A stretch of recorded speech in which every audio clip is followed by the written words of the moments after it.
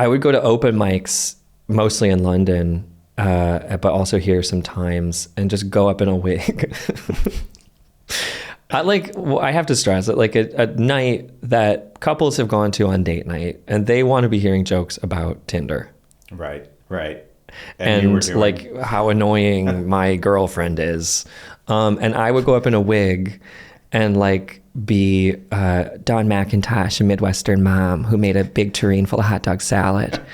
And I would get like heckled. People would be like, get off the stage, you're not fucking funny.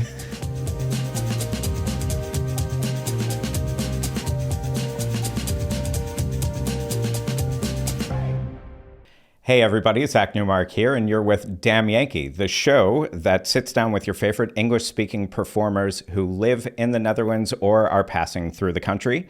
Make sure to like, favorite, and subscribe to support the show. Today, I'm joined by Derek Mitchell, a great comedian who's originally from Chicago and has made a name for himself not just in comedy, but also as an actor, a content creator, and a writer. He's best known for his viral comedy accounts Let's Double Dutch and Derek Scott Mitchell, and his sharp satire and character-driven sketches have earned him a dedicated following around the world. He has over 500 million views lifetime on all of his social media material, and he's performed over 250 sold-out shows across Europe and the United Kingdom, including a critically acclaimed run of his debut solo show, Double Dutch, at the Edinburgh Fringe in 2024. Derek also appeared in the third season of Apple TV's Ted Lasso, which we'll talk about in a little bit. Derek, thank you so much for joining us. Thank you. I couldn't be happier to be here. Thanks for having me. Really appreciate it. I mean, you tell me a little bit about, I'm curious how you describe yourself, because for people who don't know your work, I don't find it easy to define you. And when I was telling people about who you were and about this interview that was coming up, I found it very difficult to describe who you are without actually showing some videos. Right. Yeah. So how do you, do you categorize yourself, put yourself in a box or anything? How do you describe yourself? Yeah, I think I'd describe myself as like an actor and comedian probably, because within those categories, like writer can be collapsed in there. And I would say all the stuff I put on the internet is comedy, but yeah, I like building characters. That's like the main thing that I do and apply to a lot of different media. My daughter is a huge fan of your shorts, your shorts that go viral, including some of your work on stage. So not just the work that you do directly for the shorts, but your bit about the Dutch word for gloves, which is handschoenen or hand shoes. Yeah.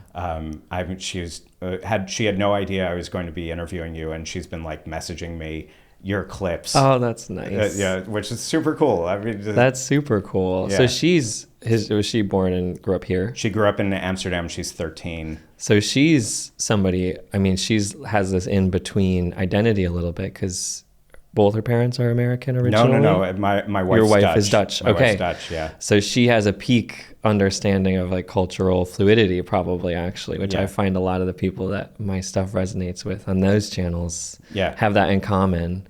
And I love meeting young people too who they're like, yeah, my one parent's from here and my other's from here. And because what it is I think it's about stepping outside of a received cultural category that you've like inherited or been born into, and thinking about that critically, about how it being limited and the things that are like funny and goofy about it that everybody takes for granted. And I was born, I think as you were, like in a really Midwestern American household, and nobody had passports even in my family and stuff. But then I wanted to step outside that box, and I love that. I think that characterizes a lot of what I do too. I mean, I think your work across cultures is very clear, because and also your life is across cultures too. Obviously, your family's still in the States, mostly in Chicago or in the area, but also you're here and you're back and forth to London all the time. Yeah, exactly. So, how do you make that work? I mean, it's a very in-between life. It is, yeah. I mean, I work a lot. I'm just always working. I'm always making things and doing shows, but I've chosen that, and I like to do that. I want to talk a little bit about your solo shows also, and we'll get to that in a bit, but what was your life like growing up in the suburbs of Chicago or in the area? Yeah, I mean, it was like, it was really nice. I had like a nice childhood, and, but I was always like performing and playing, and I did have a deep sense, I had beautiful family and community around me. I was raised very religiously, actually, but in a pretty progressive religious community. It's wonderful people around, but I just remember thinking from an early age, like, I'm going to see what's out there. This is it. Mm-hmm. Not for me. I'm going to go check it out. So if you guys are staying here, enjoy, but I have to go. And I remember thinking that when I was like 8. And then I did go when I was like 16, and I haven't really lived there for real since then. What was the religion that you were brought up in? What's your family background? I was raised in a Presbyterian Christian church community, but we had like a gay pastor. So like it was not like fire and brimstone Presbyterian. I think it was just Presbyterian by name. That was just like what was on the sign. Yeah. But everybody was really great. And there was a great emphasis on like civic duty and like helping people who are less fortunate and stuff like that. And I think those lessons inform me and like my morals now to this day. In what way? Is that still, like, do you feel like you're giving in the sense of you're performing, or what do you mean exactly? It's this is my fellowship. I make the videos for him, capital H-I-M. No, no, I think just like my political views, I think we're living in this weird time where there are a lot of like Christians who seemingly also think it's right to like, punish or imprison immigrants or refugees who are like fleeing horrible things. And I don't think there's anything less Christian to me on earth. The teachings of the Jesus of the Bible, everything Jesus in the Bible says is like, love people, mm-hmm. accept them for who they are, like help the people who need help. And it's just like the idea that somebody would have like voted for Donald Trump and been like, I am a Christian. It's like, I think you read the wrong book. I think you might have misunderstood the Sunday school lesson. Right. It drives me insane. And it's a way in which I often feel like, I actually am informed about this, and the stuff that is peddled as like Christian ideology now, I'm like, it's not. And I did go to Sunday school. I read the book. Mm-hmm. I know about the lessons. There are some wacko chapters in there. There are some lunatics who wrote some stuff that ended up in the Bible. But in the final cut. Yeah. It made the final cut, and I think, there's some stuff in there that it's like, maybe this could have been cut, actually. The stuff about like, I don't know, killing people, and if they're, I don't know, wake up on the wrong side of the bed, hit them with a boulder. I feel like that's in Deuteronomy. So it could be. Maybe the director's cut. Yeah, extended. Do you have brothers and sisters? I do. I have a younger brother, Kevin, and I say his full name, also social security number, but I have 3 step siblings, 2 stepbrothers and a stepsister, and they're all wonderful. Yeah, are you the funny one? Are they funnier than you? Everybody's funny in their own way. Go, tell me.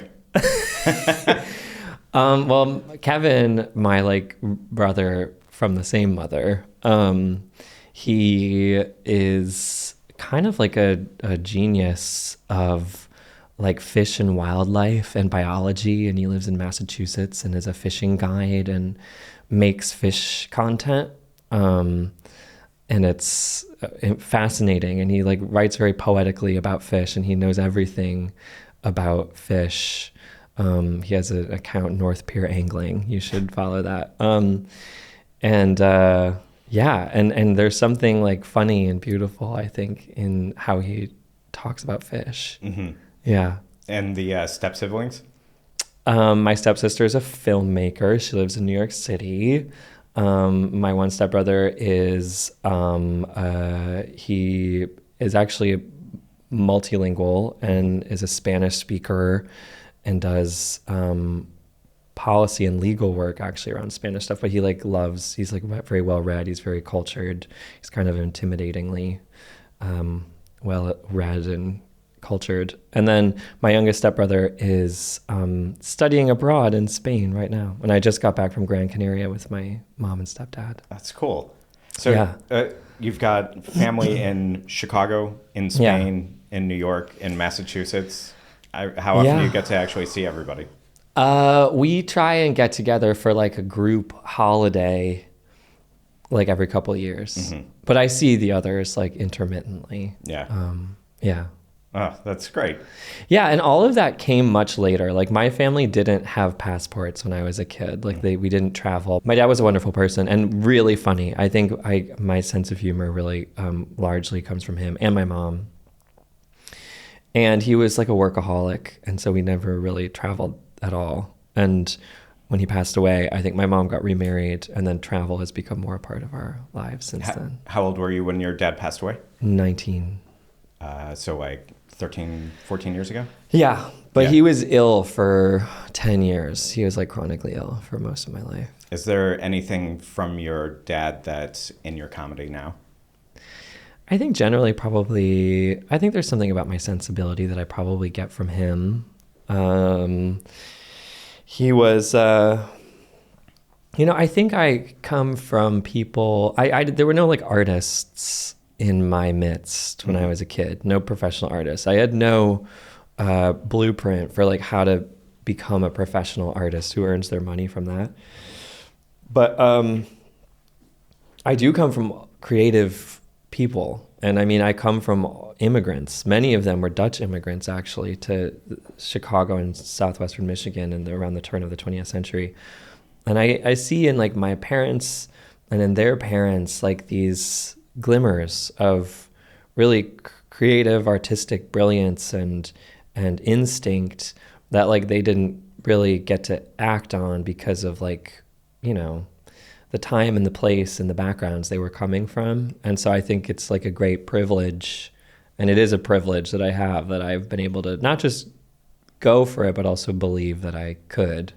And I get that from all of them, including the very, very fire and brimstone-y, Reformed Dutch Christian farmer immigrants who came from Zeeland and Groningen, right, from which I'm descended, like 150 years ago. Yeah.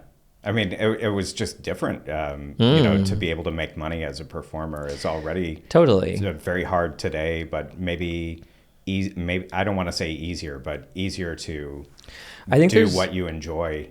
Yeah, I mean, I think that like the internet, I think like the way I've been able to, reach people on the internet the way that I have and have that be a part of live stuff and everything. I mean, that didn't exist even 10 years ago, actually, in the same way. And there's a democratizing force to that, I think, for sure. That's great. And you see people suddenly finding their people. And there's something completely weird about them that maybe, I don't know, at one time would have shut them out from certain opportunities. And I think that's great.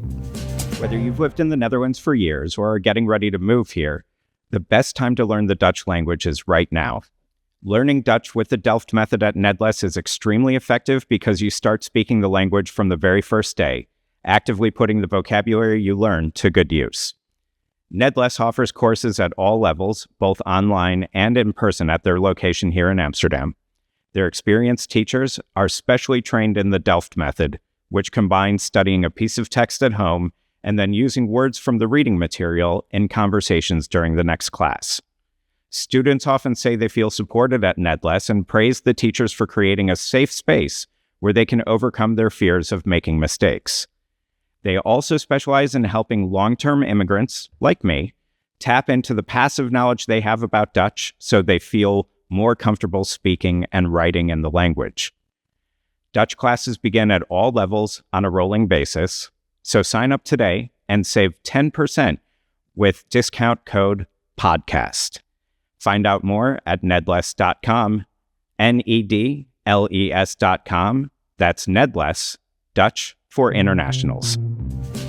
You're descendant from Dutch people. Yeah, from partially, the people yeah. of here in part. Yeah. Of course, Chicago is a very Polish city. Yes. I don't know if you know, but are you Polish at all? I'm not. Okay. But I always had kids who went to Polish or Lithuanian school on the weekend in school. In Chicago, there's so many Polish and Lithuanian kids. So you might not know.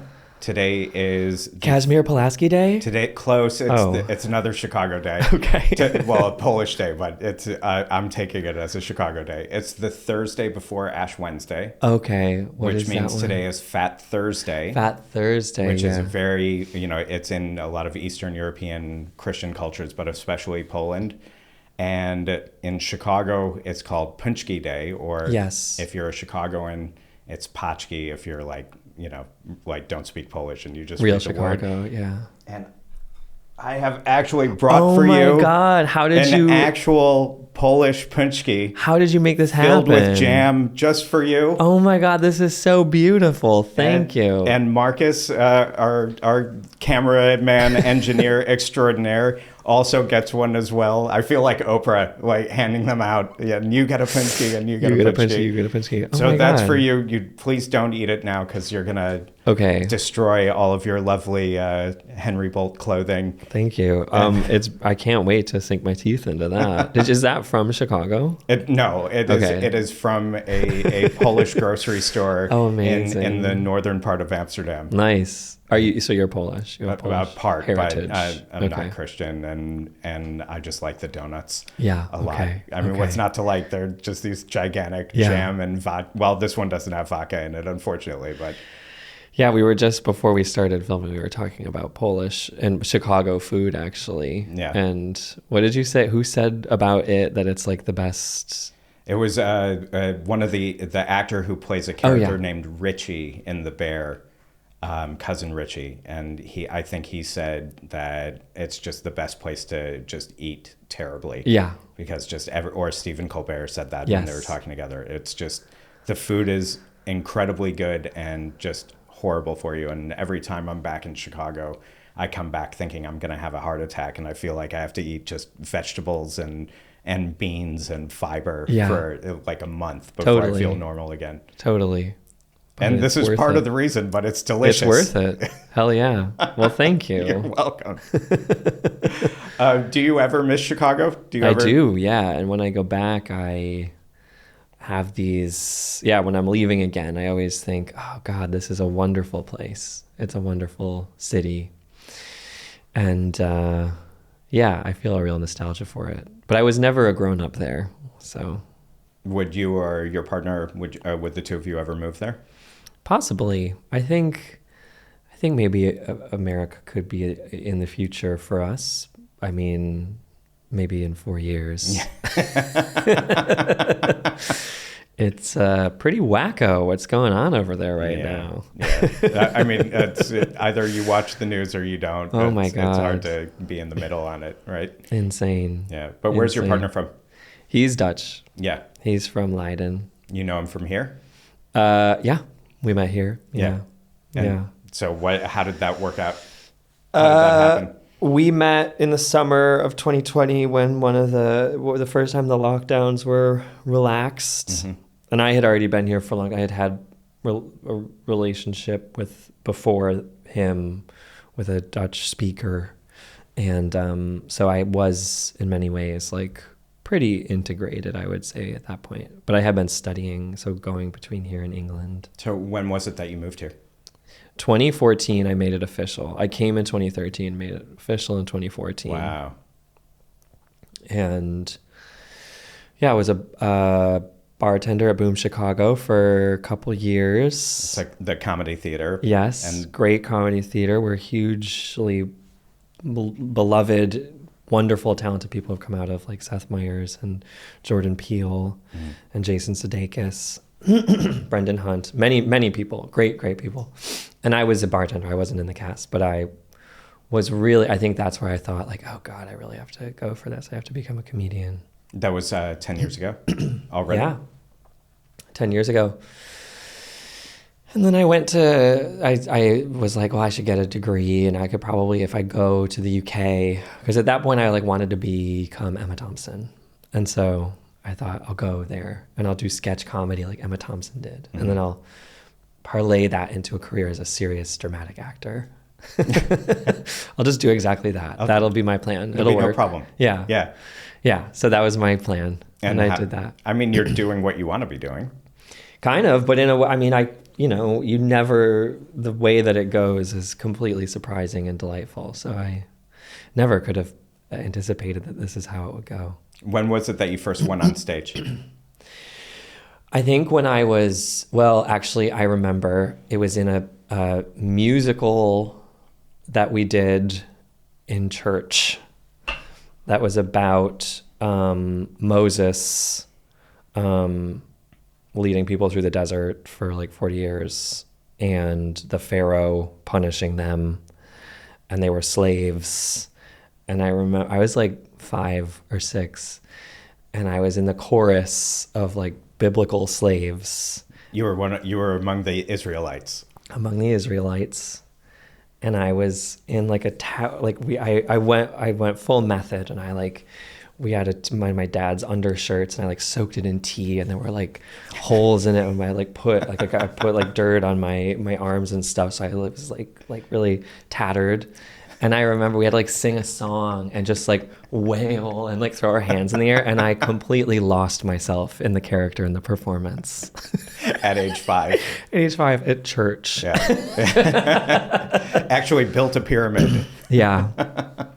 Yeah, exactly. I built it as research right in the backyard. I cut the slabs of limestone out of a quarry, dragged them back.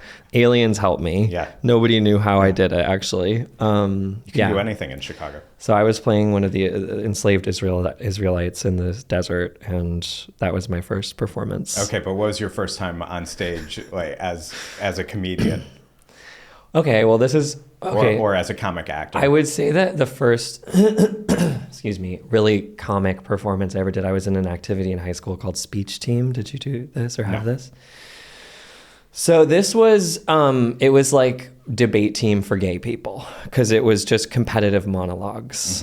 Mm-hmm. And what made it competitive is that you would do a humorous or a dramatic monologue and then get a score at a big tournament, and then the accumulation of your scores would lead to the best people getting prizes. Okay. So gay children who want to be Meryl Streep and are also perfectionists who need external forms of validation because they don't believe they're enough. I don't know anything about that. Really, there's just a lot to unpack in that sense. This is a perfect activity for people like that. So I did that activity, and I did competitive, dramatic, and humorous monologues. And I cut my teeth reading David Sedaris stories, because the monologues were one thing. There was also an event for reading stories. When you're starting out, they start you on that. And I read David Sedaris stories. Do you know David Sedaris? Yeah. And great. That was like, I remember... reading this and getting laughs, and it was like the most intoxicating feeling in the world. And that was around the time, that was like, I remember the summer before 8th grade, being in the backyard with my friends Claire and Ben. And up to that point, I had been a very self-serious and precocious child. I think I was probably insufferable to be around as a child. And then I was realizing I was gay. I was like scared. My dad was very ill. And I remember just like saying something the way my dad would say it, and they burst out laughing. And I just remember thinking, this is so powerful. I'm going to use this for the rest of my life. And then, reading those stories and getting laughs and realizing that I could do it. I didn't have to think so hard about it. I just like knew instinctively how to do it, kind of. And then I would do, like the monologue stuff. You had to take source material and then cut it into an 8-minute monologue. It's like a great exercise, actually, in understanding dramatic form and like finding the funny in things.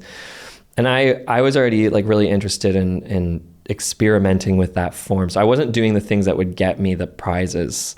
I did like a cutting of Nathaniel Hawthorne's The Scarlet Letter as like an 8-minute comedy monologue.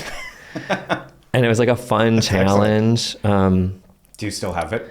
I could probably, I don't know. I'd have to look. I actually should probably find it. It's probably like not funny. Like it was my juvenilia. Oh, but could you not turn that into like a 60-second? Yeah, that could be really fun. Yeah. But so that stuff was it. That was like the most intoxicating thing. But here, like, did you go on this Boom Chicago stage, or did you do open mic nights? Yeah, I did. So yeah, I did not go on the Boom Chicago stage until much later, until much more recently. But I would. So my like comedy DNA is definitely just characters. Mm-hmm. Like I love Amy Sedaris. I love. Actually, Sarah Silverman is like one of my favorite stand-ups ever. And I would say that most of her comedy is coming from this persona that's like so simultaneously like vivid and lived in, but also absurdist. And we always kind of know what she's gesturing towards. And it's like so identifiable and true. But also like Robin Williams is like so important to me, as he was for many people. Julia Davis, who's an English comedian who I absolutely love, or Catherine Tate, people who like make characters, really. Those are the people that I always gravitated towards. Chris Lilly, he has some unfortunate stuff in his repertoire, in his body of work, but Summer Heights High, I don't know if you ever watched that. It's like so good. Multi-rolling, playing a lot of characters. Anyway, those are the kinds of things I always wanted to do and understood innately, I think, how to do. And I would go to open mics, mostly in London, but also here sometimes, and just go up in a wig. I have to stress that like a night that couples have gone to on date night, and they want to be hearing jokes about Tinder. Right. And like how annoying my girlfriend is. And I would go up in a wig and like be Dawn McIntosh, a Midwestern mom who made a big tureen full of hot dog salad. And I would get like heckled. People would be like, get off the stage, you're not fucking funny. And I just was like, I guess I'm bad. Like, I guess I can't do this. So yeah, I floundered for years and years and years. I also did sketch a lot. I started doing sketch comedy as a student in England with my sketch partner, Kathy Manura. And we similarly would make shows that were not user-friendly. They were elaborate, conceptual, very narrative, not an easy thing to just kind of pick up and run with. So like I wasn't making it easier for an audience to want to get involved with what I was doing up there on stage, which I think ultimately was good for me because I learned how to like fail, and I learned really what like the core fundamental parts of my like comedic voice and vision are. And then eventually I realized, okay, there's a lot of stand-up that I love. There's a lot of stand-up that's really good that I look up to. And I think if I can figure out how to package characters and sketches and stories in something that feels like stand-up, people will get on board with that. And then I can take them by the hand and I can take them to some pretty weird places. And that's now what I like to do. Americans, you still have one last chance to collect the extra $1,400 the U.S. government owes you from round 3 of the stimulus package if you are behind on your taxes. The experts at My Expat Taxes can guide you through the process, just like they helped me. And if you haven't filed taxes in the U.S. in a while, or ever, My Expat Taxes will quickly and easily bring you up to date with the IRS. That way you can still collect that stimulus check, but only if you sign up and file by June 16th. For me, even after living abroad for 17 years, American tax bureaucracy felt like a Kafka-esque nightmare, but not anymore. My Expat Taxes gives me a real sense of relief with their easy-to-use, up-to-date software, maximizing tax benefits like the foreign earned income exclusion, and they even file my foreign bank account reporting at no extra charge. They are secure and reliable with a commitment to data privacy and confidentiality. So whether you're catching up or simply filing your return on time, let the experts at My Expat Taxes wipe away your tax anxiety. And use discount code DAMNYANKEE to get 10% off your purchase. That's DAMYANKEE, DAMNYANKEE, at myexpattaxes.com. Your life just got a whole lot easier. So were you like an Andy Kaufman fan? Yeah, I like Andy Kaufman, yeah. Because to me, that kind of sounds like how his career sort of started. Totally, yeah. I think a lot of people, I mean, Maria Bamford is the same way. Right. I don't think I mentioned her. Maria Bamford, oh my God, she's like a legendary hero to many people, myself included. And it's difficult to describe what she does. It's so uniquely her own. Do you know her comedy? Yeah. So like it's voices, it's characters, it's stories, it's sketches. It's incredibly wordy, like information rich, densely, like carefully crafted and written bits. And she says like, she cannot play Vegas. Mm-hmm. Like nobody in Las Vegas wants to see what she does. Right. It's just not what she does. But what the people who love it. And she's so one of a kind and original. And she's kind of like your favorite comedian's favorite comedian, mm-hmm. a little bit, I would say. And like, I have this opportunity now that a lot of people who don't consume comedy come to my shows, and I want them to have a good time. I don't want to alienate them. And I also, I don't think it's fair to underestimate people's ability to get on board with something new.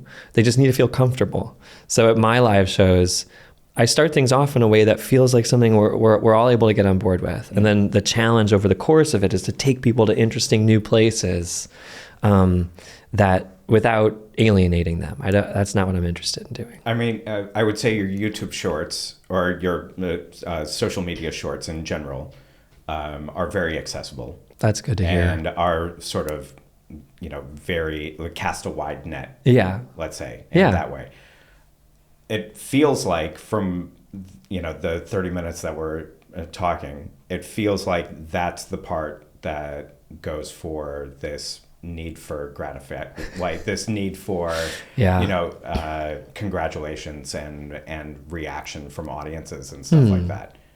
And Goblin and Double Dutch is sort of a different breed. And so can you walk me through like what Double Dutch and Goblin are for the people who don't know? The live shows. The live shows. Yeah. I mean, Double Dutch is for that internet following for sure. Like mm-hmm. Double Dutch, the live show, anybody can come to it and there will be something for them. That is what I believe. That's kind of what I'm led. That's like my North Star in putting together those shows. So you can be a comedy lover and like nerd, and I will work hard to try and make sure there's stuff in there that will tickle you and feel like fresh.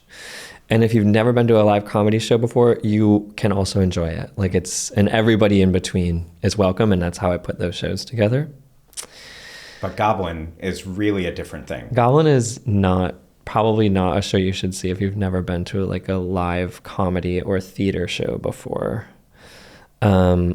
And it's comedy theater. That's how I would describe it. Tell me about the show, because everything that I know about it is very different. Yeah. Yeah, very unique. And it's also something that you're still performing now. And I think you've got calendar dates for both shows coming up. Yeah. So please, you've got to tell me more about what Goblin, what the show is, what the idea is. Well, Goblin is something I've been working on in one way or another since before Double Dutch was born. And it's a show about a character who's a teenage boy, like a 15-year-old kid who lives in Decatur, Illinois in 2007. And he's like an emo kid. And he's just the most like naive, sweet, optimistic, hopeful person, but he's also like really uncomfortable and like he's like a teenager and he like doesn't know what's going on. And we just get to like enter his world, and we piece together that things aren't really going well. Like he's in a pretty vulnerable situation at home and with things around him, and then he falls under the sway of a reality TV star from the UK. Think kind of like a Russell Brand figure, and they begin a relationship with one another. And this guy's like much older, And basically we suddenly, at an increasing speed, are fast forwarding with him into his life in the present day when he's in his early 30s, and he transforms into somebody that's pretty unrecognizable and pretty grotesque. And along the way, he has this kind of imaginary friend slash trauma response called Goblin that he talks to, who tells him kind of what to do. And how much of this comes from your background, comes from you personally? How much of this is just... It's a fictional story. I didn't have a relationship like that at all, but it's still like my life is in there for sure. It's personal. It feels very personal to me, but it's a fictional story. Where do you have the courage to go up on stage and do that? Because it's really different than, let's say, the work that you're more known for. Yeah, it is for sure. And I mean, in one way, like I don't really sell that show on Double Dutch because it's not for everybody. It's not. Like it's something that is probably more for people who want to see something like that, or who like to go see live work that's like gonna be surprising. And I don't judge anybody for not being like that. Like, I mean, there's certain art forms or things where I feel like I have, pretty standard tastes. And there's things where I curate my own thing. And I don't need anybody to want to see Goblin. I only want people who do want to see it to come. But, so I sell that on my Derek Scott Mitchell channel mostly. And, but I have to do it. I have a need to do it. My soul isn't, right if I don't have an outlet to do that kind of stuff. Have you performed Goblin here in Amsterdam? I did a couple like work in progress versions of it last June. Mm-hmm. There are not currently plans to do it again here, but we could. And you've done Double Dutch here. Oh yeah, we've done Double Dutch a ton. Yeah. And so what's your response from Dutch audiences? What are the, versus let's say in England, UK audiences? Like Dutch people, I mean, I would say usually around half of my audience are Dutch people. Mm-hmm. Many of them are people who have foreign partners, or who, for one reason or another, lived abroad or have foreign colleagues, or, in some way have a spirit of internationalism about them, or a curiosity about Anglophone media, for example. And I think in general, they seem to like it. And they, people come up to me and they'll be like, "Oh God, you're really handing the Dutch their own asses." And I'm like, I don't think I am. Mm. I don't mean to be precious, but I think if you tallied it up, the butt of the joke in anything I make is more often than not an American or an English person. And in general, the prevailing Dutch logic is something that comes out on like the right side of the sketch. Like I have learned and been led by like some Dutch cultural mores and traditions and have been changed by them for the better. And I love that. And I chose that. And, I learned the whole Dutch language, and that was a terrible, horrible experience. But I love it. I'm fascinated by it. And I think, I do believe that Dutch people can feel that on some level. Like I'm not making fun of them. Like I admire a lot of things about Dutch culture.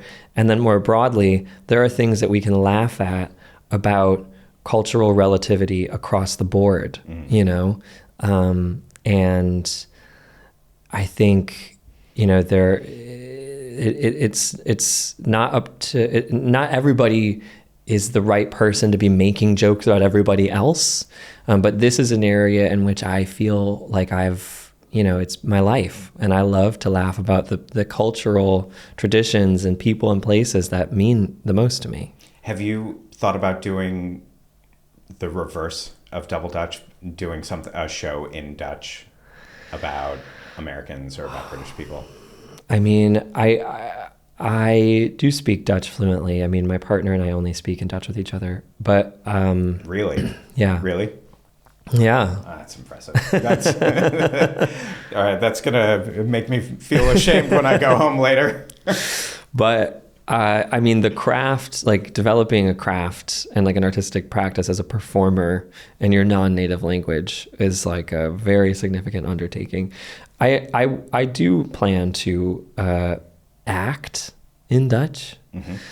but doing comedy in Dutch is not something at the moment that I'm like, that I'm investing time and energy into. Is it aspirational at all?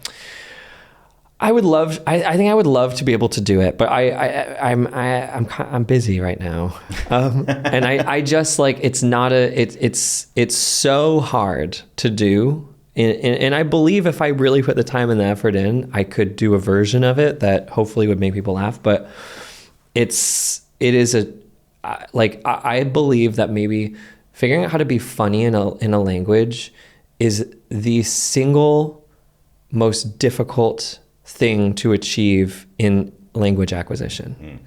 I believe, and I actually think I have a hypothesis about Dutch English. Like I have a friend who is going to do a PhD in Barcelona, and she said, she's Dutch, and this was a long time ago, and she's saying in English, yeah, I'm really nervous about like having to become bilingual. And I was like, you are bilingual. And she's like, what are you talking about? And I was like, you're speaking to me in English right now. And she's like, yeah, but English isn't a language. And I think that that's like, there's something sociolinguistic about that. That's like super interesting because it's like, in general, and there's some like content I've put out there that touches on this very anecdote and this like observation. And anecdotally, I have a lot of Dutch people have said, yeah, that's true. That's how we don't think about English the way we think about French or German. We think about it as international, business-linked and media-linked like medium for communication. And I believe that because of that implicit understanding and approach that's pervasive in the Netherlands, which has the best on average scores the highest for English skills of any European country. I believe that Dutch people do not inflect their English with the same kind of nuance that they do their Dutch. And it's not for an inability to do so. I think it's because they don't think that that's part of the exercise of speaking English. And one of the key things that's lost is humor. Like Dutch people aren't actually usually aware that there is a stereotype amongst English speakers who live in the Netherlands that Dutch people aren't funny. Which is weird because I know a lot of extremely funny Dutch of course. people. You know, in both languages. Totally. You can be funny in Dutch totally. and funny in English. I do think that if Dutch people are funny in English, they have achieved a mastery of the language that even amongst Dutch people is pretty exceptional. But I don't think it's that they're not capable of it. I think they're not thinking of it. But like to me, if you're an Anglophone person who's saying Dutch people aren't funny, it means your Dutch isn't very good because Dutch people are like pervasively funny in Dutch. It's a different sensibility. It revolves more around a dryness and a different treatment of irony. But like it's fantastic. It's so funny. The Dutch sense of humor kind of reminds me of like New York or East Coast sense of humor in the U.S. a lot. Yeah, totally. There's a real, like a dryness and a little bit of like a sarcasm to it. And also a sort of bluntness and also not to play into a Dutch stereotype about directness or anything like that, not in that way, but more like I'm not beating around the bush on a long setup to a punchline. Exactly. Where it's just, I just think this is, crazy or funny or ridiculous. And it's just sort of like, this is what I think, here it is. Well, and I think there's probably the influence of Jewish comedy and culture actually is very alive and well in Kleinkunst in the Netherlands. Like the original like Kleinkunstenaars of the Dutch tradition were all Jewish immigrants and comedians in the Netherlands. And that's definitely true of like New York comedy too. Without a doubt. Yeah. For people who don't speak Dutch, or who haven't lived in the Netherlands, Kleinkunstenaars. It is the like like the comedy art form, I would say, historically of the modern Netherlands. And it's like it's a Germanic tradition that also like is part of like the French tradition of cabaret. Yeah. And it's sort of like a variety style performer who is in and of themselves like a persona, and they will tell anecdotes, funny anecdotes. They'll tell jokes. They'll sing. Music is a part of it, and it's usually like renditions of like folk songs, and then oftentimes they'll also play characters and stuff. It's also really big this time of year because now Carnival's going on. Exactly. Carnival's going on, and you know, so the that sort of cabaret style, totally, you know, is very much on display, especially in the south and southeast of the country right now. Yeah. Do you ever think about doing something during the Carnival season? Well, last year I did a work in progress show during Carnival in Eindhoven, and so the only people in the audience were like expats. No, I haven't ever done like a Carnival specific thing, but I frankly, most of what I do is like Holland Dutch, and I'm working on some accents and stuff that will make Southerners happier. I mean, your Dutch accent now that you do or that you work with on is very Noord-Holland. Yeah, totally. It's very much from like Amsterdam and north of Amsterdam. Yeah. How do you do the accent? Like, can you know, I've lived here for like 15 years. I can't do it. I mean, I think that for me, like speaking the language helps me with it because I think I replicate the musculature that I use, the oral musculature to like speak Dutch. I just shift into that and then speak English. I think accents are like funny because like you don't have them until you do. Can you teach somebody? Well, I would say that like a starting point in learning Dutch and also probably doing the language, doing the accent is like mastering the short vowel sounds, which are so different than English, but deceptively, because on paper they might not look that different. But like hot, H-O-T, is Holtz. And that that O sound, like if you get that a little bit wrong, Dutch people know you're foreign. Oh, straight away. And Dutch people do not modulate, well, the type of, I mean, I speak... My Dutch accent persona character that I do is like a little bit ungenerous towards the high level of English that many Dutch people have. But there are Dutch people who will not like modulate those vowels into English, so they'll just pronounce English with their Dutch vowels. And I think that is the cornerstone of the accent. My father-in-law, who just passed away for a very long time, wouldn't call me by my first name, Zack. Because he couldn't say the Z in Zack, so he would call me. Where is he from? He's from north of your father-in-law. North of Amsterdam, yeah. about 45 minutes. And what would he say? Jack. Jack? You are Zack? Hello, Zack. Yeah. So, is everything going good with you? Yes, exactly. Exactly like that, yeah. He was a lovely guy, but he just, he could never quite, you know, get my name right. Yeah, which is I love that. Very sweet. Yeah. Nice. But when you said that you and your partner speak mostly or exclusively or mostly in Dutch? Exclusively, really, unless we're with like friends or family who are English speaking. Would he say you're funny? I don't think I am funny in Dutch. I think I'm funny in like a really probably grating couple way. I think we like have our things that make each other laugh that would make other people like projectile vomit. But no, I don't feel funny in Dutch. When I'm at dinner parties with like his friends who are all actors and comedians and writers and singers, I'm like embarrassed. I'm like, I can't make you guys laugh. Yeah? Yeah. Right? Is it that you don't come up with the word fast enough? You don't get the thought from English into Dutch fast enough?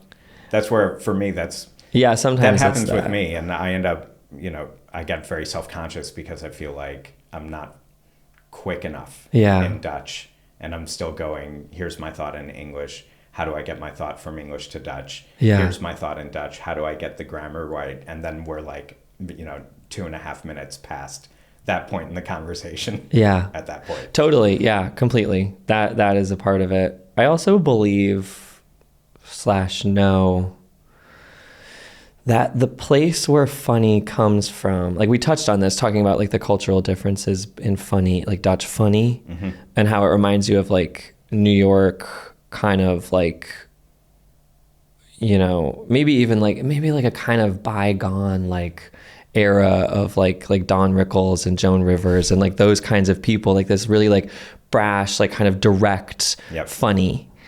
And there's a thing about like Kleinkunst's Dutch humor that reminds me of that as well. And like, I think, you know, that funny is different. And I think in a place like America and in the Anglosphere, there are a lot of different funnies. Like the way that funny is coded and lives on a subconscious level in a people who fall under some national or cultural or ethnic umbrella together. That's not a thing you choose. It's like part of your cultural programming. And of course, like you can't manufacture a laugh. Like a laugh has to be rooted in some truth that is shared and lives on a subconscious level. And it differs between places and peoples. And like the funny of Dutchness is different than the funny of my English, who I am when I'm at a dinner party. That funny is coming from a different place. And I'm aware of that when I'm with them, with a group of funny Dutch people, and they're saying things and making each other laugh. And I'm like, this is so funny, but it might not actually tickle me on that gut level. And you can't change that. Like you can't do anything about that.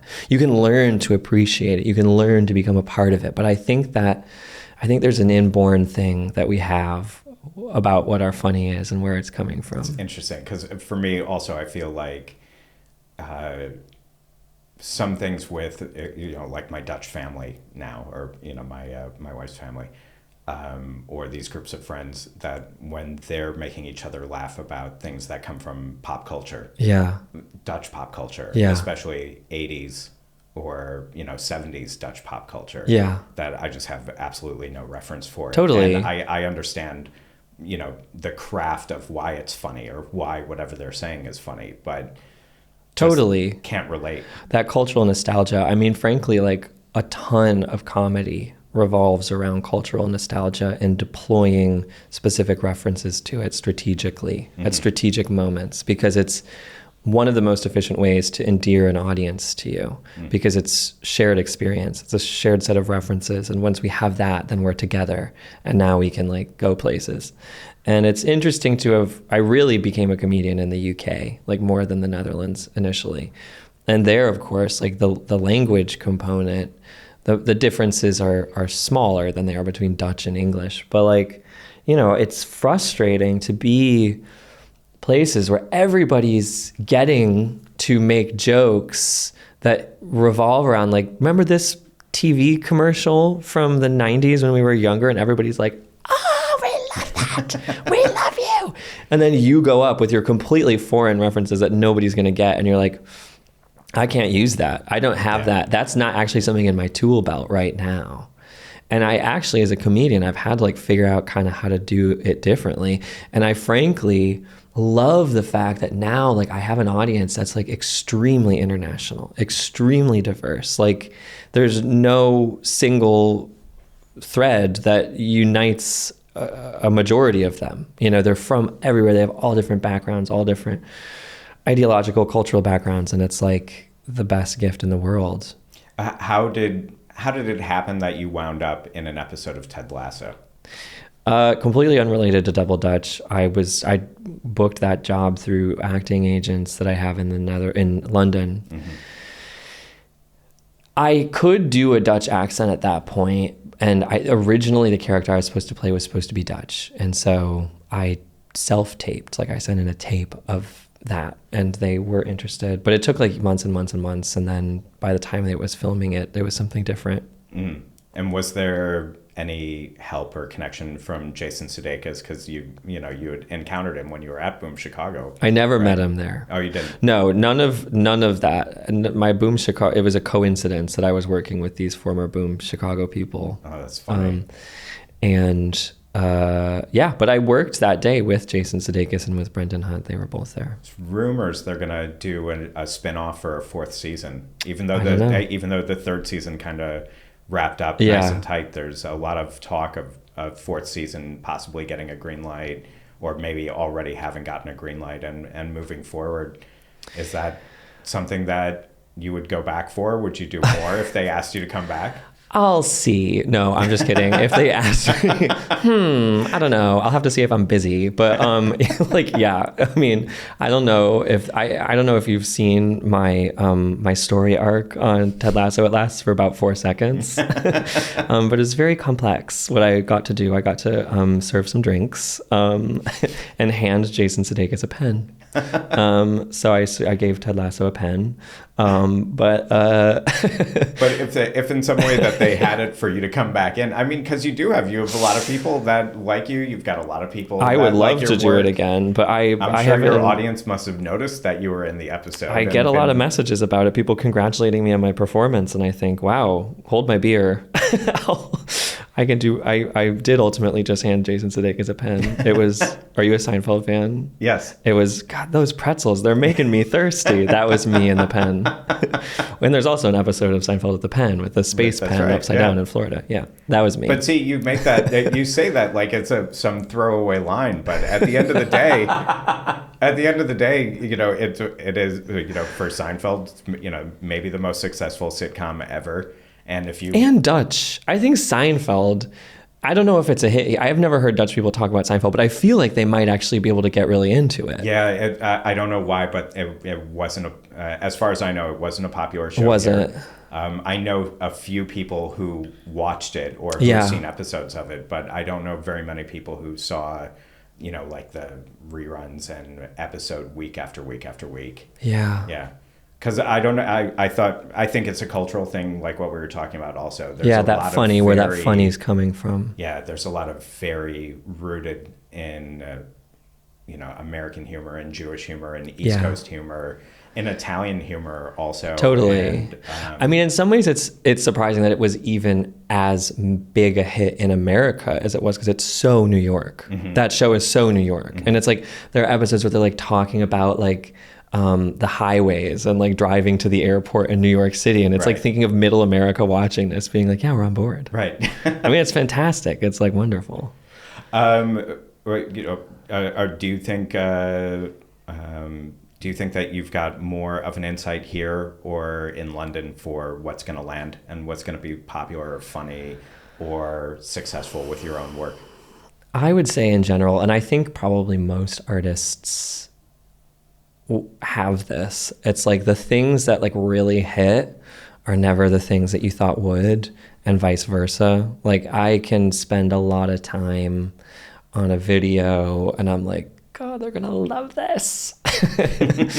And then they don't. And then, that video gets fewer views than like a clip from a podcast where I didn't even remember saying the thing I was saying there. And then that thing goes viral and whatever. Right. And then like certain, especially like character videos, like my English, middle-aged English woman, Claire, she was a character that I just thought, God, this is gonna, like, nobody's gonna even care about this. Like, this isn't even Dutch. Like, God, why am I even doing this? Maybe I'll just not post it. And then I did. And she's like, of all the characters that I, like specific characters with a name that I've put on the internet, I would say she's the one that people ask for and like have fan theories about and stuff. And like, so yeah, I usually don't feel like I'm led by certainty around what will hit and what won't. I just try it all. Where do you think you're going with all of this then? Well, I have a few different irons on the fire. So when will this come out? I can probably just say this. Yeah, go ahead. I'm just going to start working on a new Double Dutch live show, and we're going to be doing work in progress shows of that through this spring. Awesome. And those will be really fun because they're looser, tickets are cheaper. It's just testing out material. It's all new stuff. And like the audience will help decide what kind of makes it into the final show. And that's like that's actually my favorite thing to do.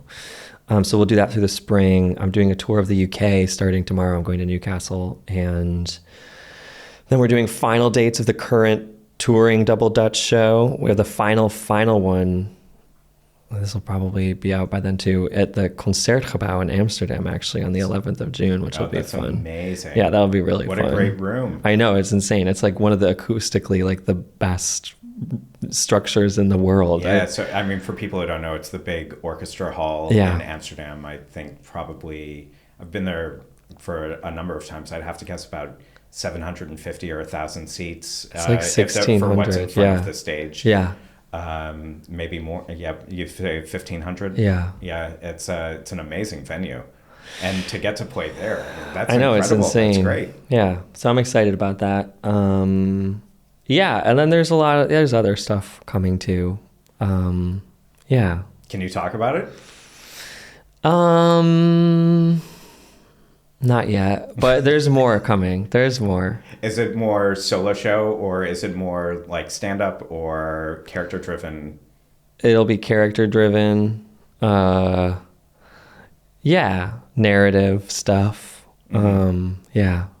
What do you enjoy doing more? Do you enjoy doing more like traditional stand-up or character-driven? Because it seems like you enjoy the characters more. I mean, I like what I do out there. What like Double Dutch is like is I think if you like close one eye, it is stand up, and I have jokes in there that like have just traditional joke structures, but I would say like my verve, like my drive as like a performer is somewhere in between. Like like characters, sketch, stand up, they all kind of blend together. And like I said, I feel like I've been on like a long road towards figuring out that expression of it. So that is like the most thrilling, fulfilling thing to do. Are you getting what you want finally? Are you getting like are you getting the satisfaction from the performing that you were? Oh yeah, completely. That you say you were seeking? Yeah. No, it's my soul is fulfilled. Yeah. I think I've just got one last thing that I want to ask, because what I'm not sure is, are you doing like full time, or have you been able to cut all of the other work out yet and focus solely on a performer, or do you still do other work as well? I mean, I do not have a day job anymore, so this is the full-time thing. That's it. Yeah, thank you. Yeah. Yeah, and I would say, yeah, like the content stuff and then live comedy stuff, those in and of themselves are like their own kind of projects that have overlap and feed one another. But building out both of those as like entities is more than a full-time gig. Well, I would say, I mean, it sounds to me like you made it. I mean, you might not be globally known just yet, but it sounds like you're doing exactly what you want to be doing, and you wanted to not be living in the suburbs of Chicago, and you're not living in the suburbs of Chicago, and you're out here enjoying this life, I guess. Yeah. That's what it sounds like. Yeah. No, I'm very grateful. All right. Well, thank you for all of your time, and thank you so much for joining us. This is really terrific having you here. Thank you for having me. Really appreciate it. Damn Yankee is produced in partnership with NL Times, the top choice for English language news from the Netherlands. Founded nearly 15 years ago, NL Times grew to become the #1 site for information about this country, featuring more news stories every day of the week than any other website. Keep tabs on the latest top stories and breaking news from across the entire country, not only in Amsterdam, Rotterdam, and The Hague. Find out more at nltimes.nl. Damn Yankee is an NL Times production. This podcast was created by me with Peach Rizzo, and Peach Rizzo produced this episode.